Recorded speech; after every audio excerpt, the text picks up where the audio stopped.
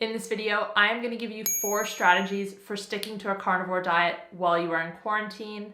I am currently implementing these tips to help me stay on track during this pandemic.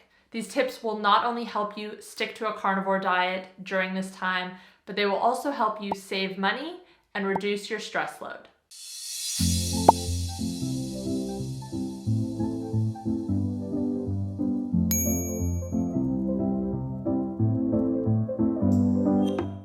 Before we begin, I want to give a quick thank you to Squarespace for sponsoring this video. Whether you need a domain, a website, an online store, Squarespace is the all-in-one platform that does it all. Head over to squarespace.com/healthcoachkate to start your free trial today. Hey guys, welcome back to my channel. If you're new here, my name is Kate. I'm a health coach and I post videos on a high-fat, nutrient-dense way of eating.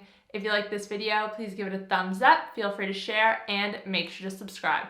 And make sure to follow me on Instagram, Twitter, and Facebook, where I share new posts every single day. I know that the current situation is different depending on where in the world you live.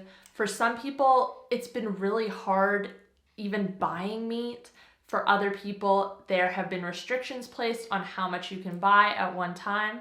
This video is going to address all of these limitations and provide you with some solutions. Tip number 1 is to practice intermittent fasting. If there was ever a time to experiment with intermittent fasting, this would be it. If you aren't familiar, I do have a whole other video on the topic that you can check out afterwards. But basically, intermittent fasting just means you have a fasting schedule. 16-8 is one popular version. Pretty much you fast, which means you don't eat for 16 hours out of the day, and then you have all your meals, all your calories within an 8-hour window. Another popular variation is OMAD, 1 meal a day, which means, as the name says, you only eat 1 meal every single day.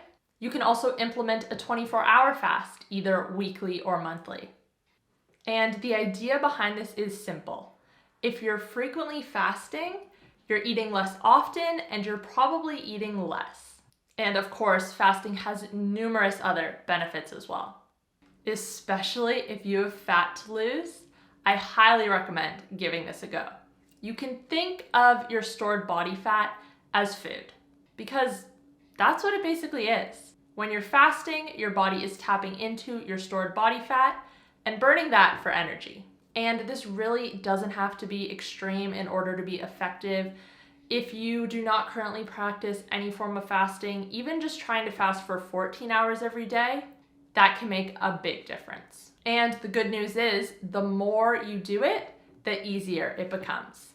Tip number 2 is to shop online with local butchers and farmers. I encourage you to reach out to local butchers, local farmers, and see what they have to offer. Even if they are not currently open for business, maybe you can work something out where they can deliver to your house, leave it on your porch, you can go pick it up. It really doesn't hurt to explore your options. The website 𝙈𝙊𝙍𝙀𝙗 is great for finding local farmers if you're in North America. Unfortunately, I don't know of a similar site in Australia. If you're shopping online, this is also going to reduce the amount of times you have to go out and do grocery shopping. You can buy in bulk and then freeze the meat. And honestly, buying online makes things so much less stressful, especially right now. You don't have to go out and wait in crowds and lines. I usually enjoy the experience of going out and grocery shopping and buying my food, but right now, it's pretty miserable. Tip number 3 is to make the most of what is available. Make the most of whatever you can get your hands on.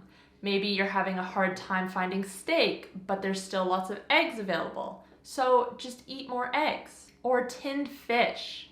This is underrated, but tinned seafood, salmon, sardines, mackerel, crab, oysters, these are all extremely nutritious and also shelf stable.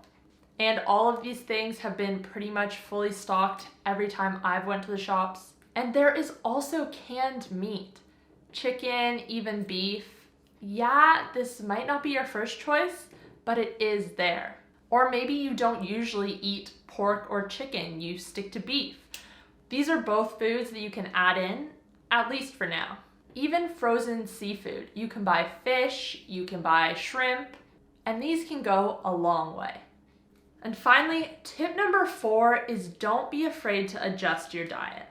You might currently be eating a pretty strict carnivore diet and not want to stray away, and I don't blame you. Eating carnivore makes you feel really, really good. But I want you to take a step back and know that it's okay to make adjustments if you have to. I want to go over what I believe to be the hierarchy of diets and what exactly makes up a healthy diet. At the very top, we have a carnivore diet, also known as a zero carb diet. This is basically an extreme elimination diet. You are taking everything out that can be inflammatory. This diet is based around meat, fish, eggs, and sometimes dairy. But as you probably know, if you're watching this video, these are becoming harder and harder to buy right now. Now, one step below that, we have the keto diet. The staples of this diet will be meat, fish, eggs, dairy, just like carnivore, but then also non-starchy vegetables, low sugar fruit, and nuts and seeds. It's still mainly based around animal foods, as the carnivore diet is, but there is a lot of room to add in fruits and vegetables, which you might find are easier to buy right now. And then at a very baseline level, we have the paleo diet. This diet is based around all whole foods. So again, you have meat, you have fish, you have eggs, you have all types of vegetables, all types of fruit, all nuts, all seeds. There are a lot more options with paleo than there are with keto, and even more than there are with carnivore. With paleo, there are no limitations on sugar and carbs as long as they're coming from whole foods, but you will not be having any processed food, you will not be having any refined carbs or refined sugar. And those last two are the 2 worst offenders for our health. Now, all 3 of these options are 100 times better than eating the current standard American diet or even following the dietary guidelines. But what am I getting at with all this? My point is that if you are currently eating a carnivore diet and having a hard time sticking to it, having a hard time buying enough meat, then you might need to take one step down and start eating more keto. Add in some avocado, some olives, maybe some zucchini noodles or macadamia nuts. Also non-starchy vegetables. If you're currently keto and having a hard time sticking to it, then you might want to go more paleo.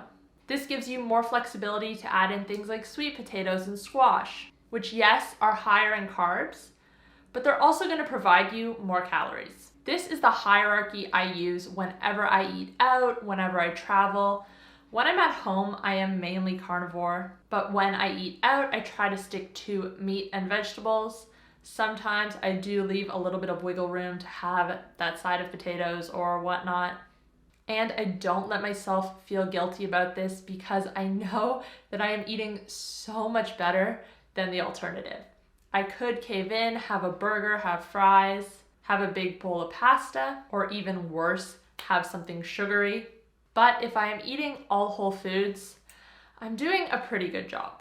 Anyways, guys, those are my 4 tips for how to stick to a carnivore diet during a pandemic. If you have any other tips, leave them in the comment section down below. And also, if you have a tip on where to buy meat right now for your area, leave that down below as well and let us know your location.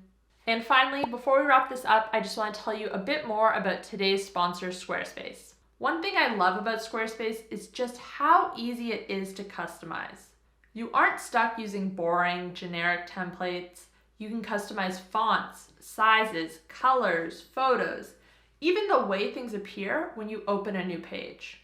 You do not need any experience with coding. You don't have to add in any plugins.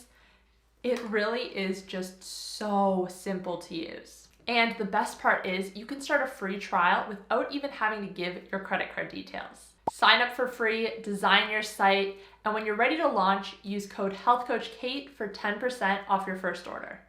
Thank you again to Squarespace for sponsoring this video. And thank you guys for tuning in. Again, let me know your thoughts in the comment section down below, and I will see you next time. Bye guys.